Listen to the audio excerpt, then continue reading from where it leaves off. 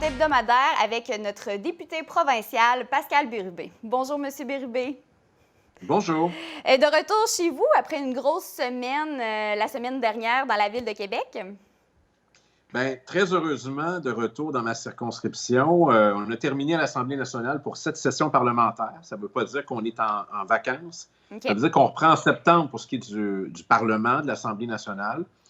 Je suis heureux d'être de retour avec les miens, chez moi, mais en même temps, la fin de session parlementaire était assez particulière, notamment parce qu'on avait le projet de loi 61 Oui. que le gouvernement voulait imposer, qui était, disons-le, une mauvaise loi pour plusieurs raisons, parce que le gouvernement profitait de la pandémie et de sa popularité actuelle pour se donner des droits qu'on n'a jamais vus dans l'histoire moderne du Québec, des droits d'expropriation, des droits de contourner les règles en environnement, en éthique. C'était vraiment là beaucoup. Et on ne pouvait pas accepter ça. Donc, le prétexte que le gouvernement se donnait, c'est qu'on va accélérer les projets. Il n'y en a aucun dans la Matapédia de ces projets. Et on était capable d'y arriver sans le projet de loi. Donc, on n'a pas appuyé cette loi. Et heureusement, comme la très forte majorité des citoyens de la Matapédia, et ceux qui étaient pour, quand je leur en parle, ils changent d'idée assez rapidement parce qu'ils comprennent le contexte. Donc, ça s'est terminé comme ça. Mais en même temps, d'une façon positive, en tout cas, en ce qui a trait à ma relation avec le premier ministre, parce que vous avez peut-être vu qu'il a eu des bons mots à mon Oui, égard. un dénouement très positif. Il a utilisé même sa dernière intervention de la session parlementaire pour dire Oui. ça. Oui, puis ça m'a fait plaisir parce que ça fait 20 ans qu'on se connaît, parce que ça a été mon premier employeur en politique en 2000. Je travaillais au cabinet du ministre de l'Éducation qu'il était. On a toujours gardé de l'affection, du respect et de l'amitié l'un pour l'autre. Et puis, il m'a dit qu'elle allait venir faire un tour dans ma circonscription cet été. Alors, je lui ai dit, ça me fera plaisir de l'accueillir, de lui parler de tous nos dossiers et notre belle région. Donc, je compte sur sa collaboration pour faire avancer le développement de notre région. Oui, certainement. On serait très content de le recevoir dans la région. Par rapport à la loi 61, j'ai vu aussi que le petit village de Sainte-Marguerite-Marie et la municipalité de Sainte-Irène étaient du même avis que du Parti québécois, étaient contre la loi 61 finalement. Oui, je pense qu'ils ont vu les mêmes choses que moi. Puis ce qui est particulier, c'est que c'est vendredi dernier que ça se décidait. Et là, les grandes unions municipales, l'Union des municipalités du Québec, la Fédération québécoise des municipalités, jeudi soir, ils décident qu'ils mettent de la pression sur les députés de l'opposition en disant « Vous devez accepter cette loi-là ». Alors, dans ma circonscription, il y a 45 municipalités. C'est moi qui en ai le plus au Québec. Aucune des 45 municipalités m'a dit qu'il fallait voter pour cette loi. Et pire, 2 municipalités, par résolution, m'ont demandé de ne pas l'appuyer. C'est le cas de Sainte-Irène et c'est le cas de Sainte-Marguerite, les deux dans la Matapédia. Alors, on voit bien que les gens de chez nous ont vu qu'il n'y avait aucun intérêt pour le Québec et pour notre région d'appuyer cette loi, avec raison. Et je suis en mesure de vous annoncer aujourd'hui que d'ici la fête nationale, je vais rendre publique une liste de projets qui peuvent être appuyés par le gouvernement du Québec sans la loi 61, seulement de la volonté politique, et qui permettrait la relance de notre région au plan économique. Alors, c'est un plan très audacieux qu'on a mis en place, mon bureau de comté, avec les MRC, avec les élus municipaux, avec les entrepreneurs, qui va nous permettre de dire au gouvernement du Québec, si vous voulez relancer dans notre région, on a déjà le plan.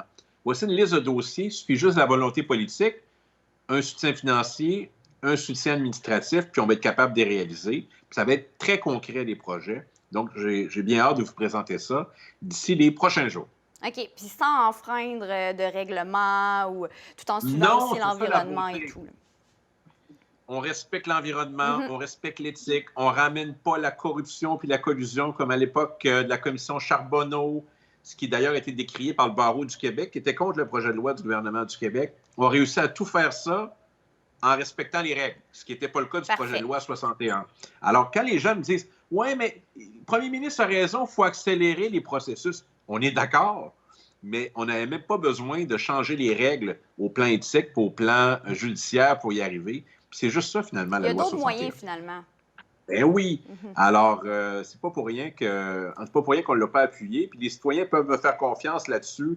Ça fait 8 ans que je représente là, à l'Assemblée nationale les Matapédiens, Matapédiennes.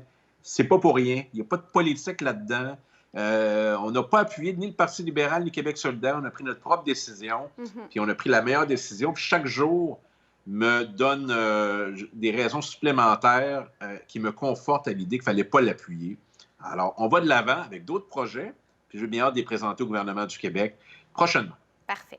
Bonne nouvelle pour le Parti québécois aussi. Selon le site de projection électorale QC 125, 69 des gens dans la circonscription de Matane-Matapédia voteraient Parti québécois si une élection se tenait en cette fin de session parlementaire.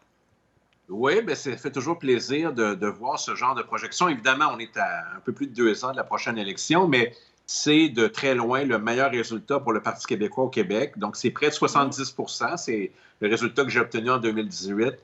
Et en deuxième place, la CAQ est à, je pense que c'est un peu moins de 20. Là. Oui. Donc, ben, je le vois comme une marque de considération pour mon travail. Une tape dans le dos.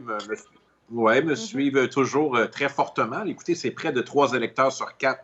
C'est du jamais vu dans le cas du comté. Alors, on met ça dans la colonne des encouragements, puis on y voit un signe de continuer. Puis on voit que notre région est puissamment indépendantiste et nationaliste.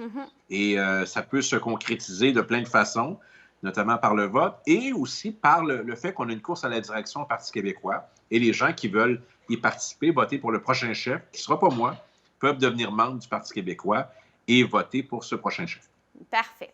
Bon, bien, c'est ce qui termine notre rencontre. Merci beaucoup, Pascal Bérubé, député provincial Matane-Matapédia, et à la semaine prochaine. Merci. Merci. Au revoir. Au revoir. À la prochaine.